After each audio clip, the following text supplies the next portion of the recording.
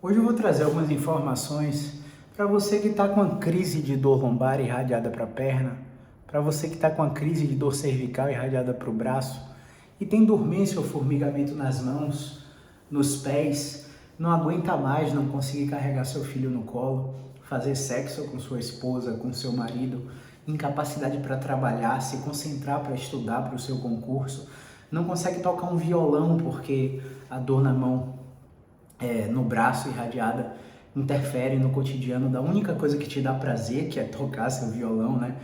Porque assim, pessoal, dor por dor, você toma um dipirona, um analgésico, um alginac, qualquer tipo de remédio que vai tirar a sua dor, vai mascarar a sua dor. Quando os pacientes me procuram é porque eles têm incapacidade. E para combater a dor e incapacidade, a gente precisa de informação de qualidade.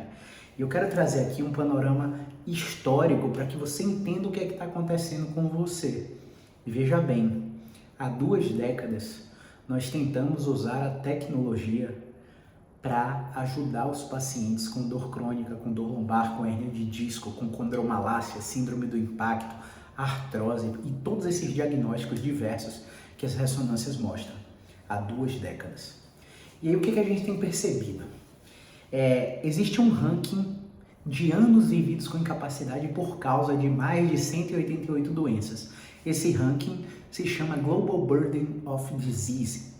E o Global Burden of Disease, que é uma pesquisa encabeçada pelo Instituto Bill e Melinda Gates, tem mostrado que a dor lombar e a dor cervical é a doença que mais geram anos vividos com incapacidade, ganhando de doenças cerebrovasculares, ganhando de doenças cardiovasculares, ganhando de doenças de saúde mental como depressão e ansiedade, para você ter um panorama geral do que está acontecendo no mundo. E aí quando eu quero falar de tecnologia, eu quero te mostrar que nas 2 últimas décadas, a gente tem máquinas de ressonância magnética de 3 Teslas, de máquinas de ressonância magnética funcional fechadas, que te mostram com muita qualidade o que é que tem dentro do seu corpo.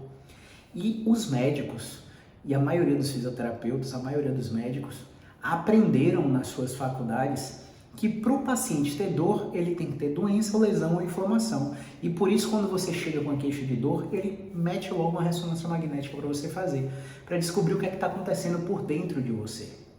E aí, o que acontece nesse panorama teórico? Veja bem, a gente tem um aumento exponencial de injeções epidurais, de bloqueios, em 2 décadas, aumento de 629%.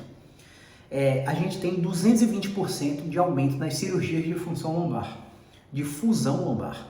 A gente tem 423% de aumento na prescrição de opioides.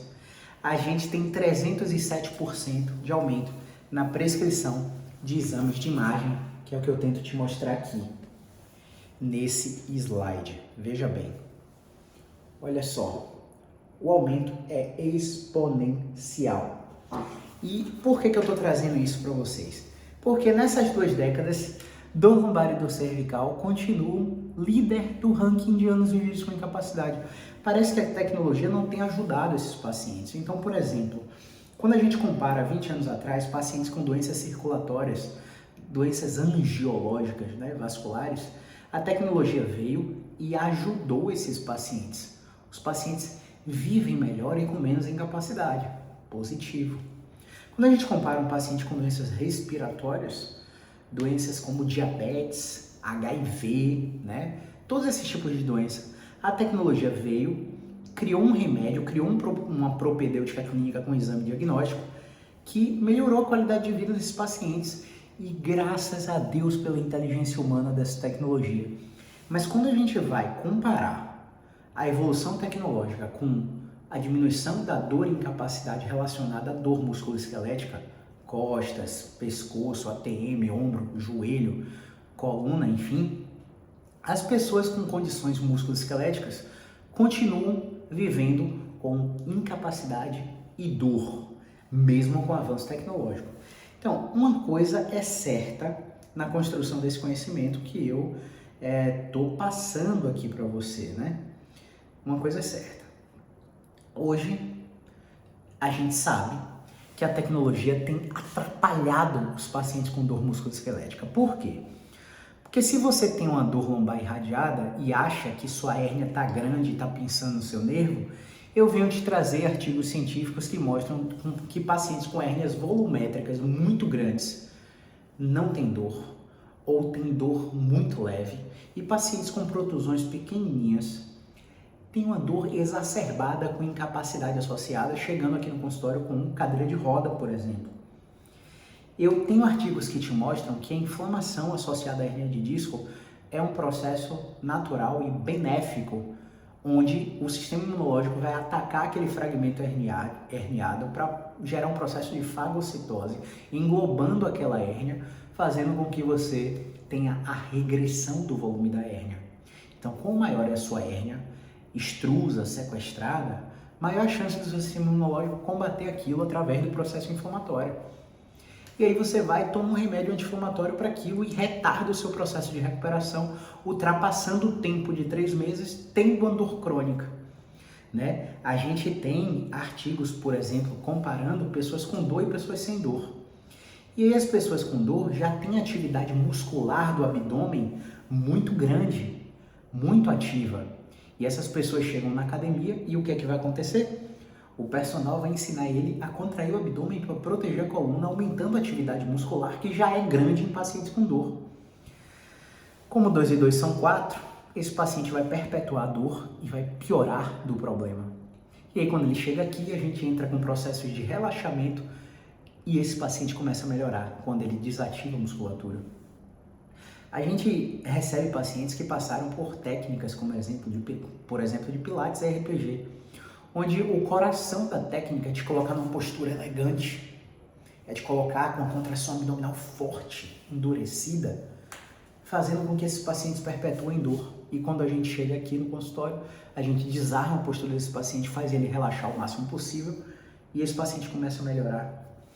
Então, a gente tem que entender que existem aspectos no tratamento da dor que já evoluíram nas últimas 2 décadas e a gente precisa entender que muitos profissionais não acompanharam essa evolução das pesquisas científicas e continuam aplicando tudo aquilo que eles aprenderam na faculdade.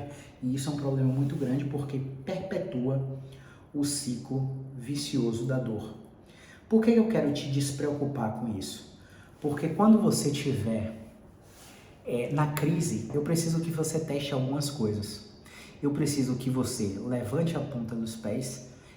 Eu preciso que você fique na ponta dos pés e dê 2, 3, 4 passos para frente. Fique nos calcanhares e dê 2, 3, 4 passos para frente. Eu preciso que você toque na sua região genital. Eu preciso que você toque na região interna da sua coxa, por exemplo. E eu preciso que você perceba se a sensibilidade ali sumiu. O toque da sua mão nessas áreas, você continua sentindo o toque ou você não sente mais? Por quê? Quando você perde a força na ponta dos pés e nos calcanhares e quando você tem anestesia em cela, dormência na genital, como se estivesse cavalgando há 3 horas e adormecesse toda a parte interna da coxa e toda a região genital, ou numa bicicleta fazendo um pedal longo e adormece tudo, isso seria um sinal de gravidade onde você precisa de um exame de imagem. Quando você, por exemplo, sofre um trauma, que é do acidente, que tem um risco de fratura, de ter quebrado o osso, isso é a indicação expressa de um exame de imagem. Quando você vem perdendo peso sem motivo e tem história de câncer na sua vida, isso é um sinal de gravidade que a gente chama de red flag, de possível gravidade, onde você precisa de um exame de imagem para excluir essas condições graves. Mas qual o problema de você fazer o exame de imagem antes de 8 semanas da sua crise de dor? O problema é o seguinte: o exame de imagem, quando a gente compara pessoas com dor e pessoas sem dor, a incidência das alterações como hérnia, abaulamento, degeneração, desidratação, artrose, bico de papagaio, espondilodiscoartrose, todas essas coisas feias que vêm no lado da imagem aparecem em pessoas que também não têm dor. Eu já cansei de pegar pacientes aqui que, por curiosidade e fácil acesso ao sistema de saúde, porque tem médico na família, eu tenho amigo médico, dono de clínica, eles têm uma dor no quadril, onde o ortopedista indicou cirurgia, por causa de artrose, e aí a imagem só é feita no quadril que dói. E aí quando esse paciente vai lá e faz a ressonância da bacia, onde ele vai ver os dois quadris, ele percebe que o quadril que não dói tem as mesmas alterações do quadril que dói no exame de imagem. E ele começa a se questionar, mas doutor, se aqui também tem artrose, por que só dói o lado direito? E aí o doutor, fisioterapeuta ou médico, ele não sabe te dizer isso. Ele gagueja, ele diz para se livrar da pergunta que a artrose está mais avançada de um lado. Às vezes sim, às vezes realmente é verdade, a artrose está mais avançada de um lado e sua dor específica porque sua artrose é grau 4 e não responde ao movimento, o que é raríssimo.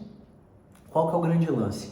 Esses pacientes que têm hérnia, artrose, abolamento, e quando se compara com pessoas sem dor, que também têm essas alterações, eles têm circunstâncias de vida completamente diferentes. E o que eu quero te falar com isso? Exemplo, você está com dor lombar, mas você acabou de ser demitido do trabalho e a sua relação entre esforço dado e recompensa recebida no trabalho ou na família está pobre. Como assim, Caio? Você não se sente reconhecido profissionalmente, você não se sente reconhecido financeiramente, você não faz o que gosta, você dorme tarde, acorda cedo, parece um zumbi, se lota de café durante o dia, você come uma coxinha, você come um McDonald's, você come industrializado o tempo todo, você se entope de leite, toma Nescau, come pão. Claro que tudo é equilíbrio, mas cara, você vai ter um burnout, você vai travar. A qualquer momento você vai travar, porque o seu estilo de vida está completamente diferente de uma pessoa que não tem dor. Eu recebo pacientes aqui diariamente que começam a desencadear dor porque passaram por um profissional que colocaram medo neles, porque não se basearam no exame físico desses pacientes. Se basearam apenas no exame de imagem. E o exame de imagem é uma fotografia de você por dentro. Analisa você por fora.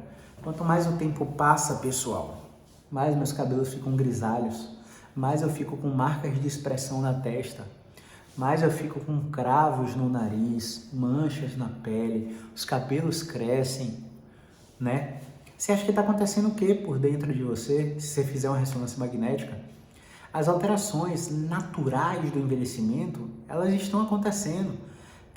Se você pegar um grupo de 100 pessoas com 20 anos de idade, e picar ressonância magnética na coluna, quadril, joelho, tornozelo, ombro de todas elas, você vai achar alterações como hérnia de disco, artrose e abolamento. Você vai achar. E essas pessoas não têm dor. E se essas pessoas não passarem por um profissional que não trabalha com base em ciência, essas pessoas vão receber o diagnóstico, vão receber uma informação que vai gerar medo, vão catastrofizar o seu diagnóstico e vão imaginar de uma forma linear. Pô, se com 20 anos eu tô assim, imagina com 40, imagina com 60. Será que eu vou depender de meus filhos? Os pensamentos catastróficos, ruminativos, que fazem projeção de futuro em cenários que a gente não consegue controlar, despertam ansiedade, palpitação. O paciente chega aqui achando que está tendo um infarto porque a dor cervical está irradiada no braço e está vindo para o peito. E ele acha que é logo infarto, mas o pescoço também pode gerar uma dor no peito. O pescoço também pode gerar uma palpitação, principalmente se você receber informações que não são de reassurance, de aconselhamento, de encorajamento para se mexer. Geralmente o paciente que está com essa dor, ele parou a atividade física do nada, ele está num processo de tomada de decisão que altera o rumo da vida dele, ele está com muita carga de responsabilidade no trabalho, na família. Como eu falei, ele está dormindo mal, está ansioso, está depressivo, está com uma condição financeira que está preocupando ele. A vida do paciente importa muito mais do que a ressonância magnética. Então, por que eu quero te preocupar? Em resumo aqui, muito provavelmente você fez a ressonância de forma desnecessária, porque um profissional que não trabalha com base em evidência te prescreveu para superfaturar seu plano de saúde. Muito provavelmente você não tem perda de força progressiva nos pés, dormência na genital, febre junto com a dor, nem perda de peso sem motivo. Você não tem história de câncer e não sofreu trauma, queda no acidente, nem acidente. Por isso, o seu exame de imagem não explica por que dói. E se você quiser saber por que dói, você precisa buscar direto um fisioterapeuta músculo-esquelético. Eu espero que você tenha entendido isso. Movimento é vida.